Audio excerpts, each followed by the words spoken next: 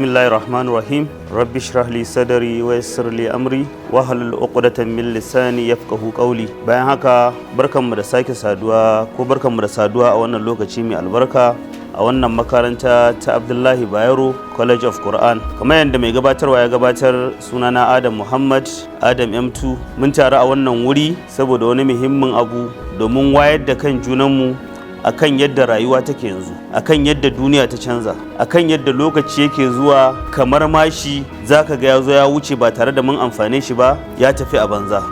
So duk wanda ya kwane tashi a yanzu a wannan zamani, muna wani lokaci wanda ake kira da digital world, ma'ana lokaci ne da wani canji, wani revolution ya zo waɗanda da iyayenmu da kakanninmu ba su riski wannan lokaci ba. Ma'ana rayuwa ta yi sauƙi ta yanda za ka iya amfani da intanet ka yi abubuwa da yawa a cikin lokaci ɗan ƙanƙani ba tare da ɓata lokaci ba. Duk wanda ya shekara 40-35 ya san rayuwa kafin intanet da kuma rayuwa yanzu bayan intanet. So zan ɗan baku ɗan tarihi kaɗan ta yadda za ku fi fahimta rayuwa kafin intanet.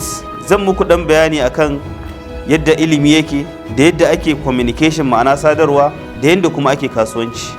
Idan muka duba a da kafin zuwan intanet, idan za ka yi communicating ko za ka sadar da saƙo ko za ka ba da saƙo, abu ne da yake ɗaukar lokaci ba ɗan kaɗan ba. Iya maƙocinka kawai kake so za ka yi magana da shi, sai ka tashi ka je wurin shi, babu wayar da za ka kira shi. Ɗan takaitaccen misali, ko haihuwa aka yi a danginku, a yanzu minti ɗaya na an haihu za a sa a status kowa ya gani. Amma a da sai an dinga tura yara ba gida bayan gida, unguwa bayan unguwa, wance ta haihu, wance ta haihu, sai ai sati ran suna wata ma bata sani ba. In zaka bada sako a wata kasar kuwa yakan dauke ka wata 3, wata 5, shekara guda kafin sakon nan ya ji. Amma a yanzu fa da ka bude WhatsApp ɗinka cikin minti ɗaya za ka yi voice note, ko ka kira waya, ko ka yi video call, ko ka rubuta text, cikin minti ɗaya je same shi. Wannan dama ce da ka samu wanda shi da mutumin da bai same ta ba. Haka idan kamfani ne zai bada wani sako ko zai tura wani mail ko zai tura wani abin nan, sai dai a je gidan waya. Da yawa daga cikin ku ba san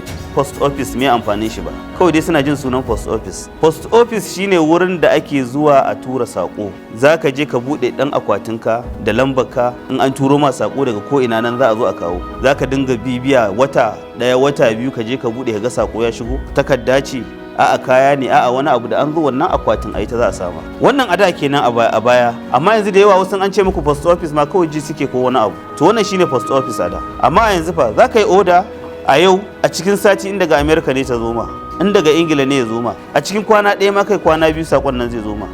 Kai yanzu akwai bread a walkiya a Ingila ake yin sa, amma ana sayarwa a nan Najeriya. Saboda me? Communication din it makes so easiest than before. Idan muka ɗauki yanayin karatu a da lokacin rayuwa kafin intanet, idan za ka yi karatu, za ka yi wani bincike, sai dai ka shiga library, kana bi shelf bayan shelf kana dubawa. Ka ɗauko littafin nan, idan ka samo shi ka zo ka buɗe kai ta duba pages kafin ka samu ya makalar da kake so ko point ɗin da kake so. At least sai ka ɓata wajen minti 30 ko wajen awa ɗaya.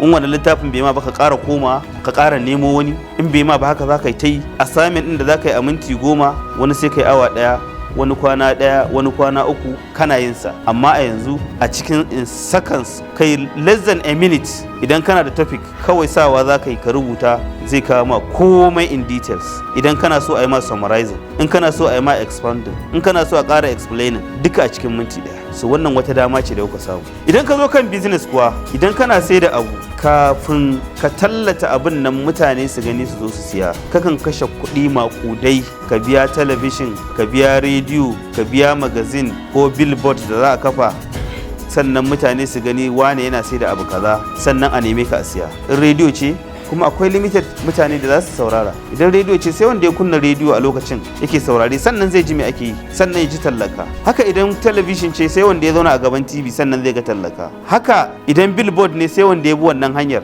Haka in magazin ce sai wanda ya siya ya kalla. So kun ga duk abin ya takaita kuma a wahalce. Amma a yanzu ba, idan kana talla, za ka yi talla kasuwancinka cikin minti ɗaya, ko ka sa a status ɗinka na WhatsApp, ko ka buɗe Facebook page, ko ka buɗe Instagram, ko TikTok, ko Twitter, ko YouTube, ko LinkedIn duka, kuma wannan abin kyauta ne, free. Organic social media is free. Zaka tallata abinka a cikin minti kaɗan duniya ta gani.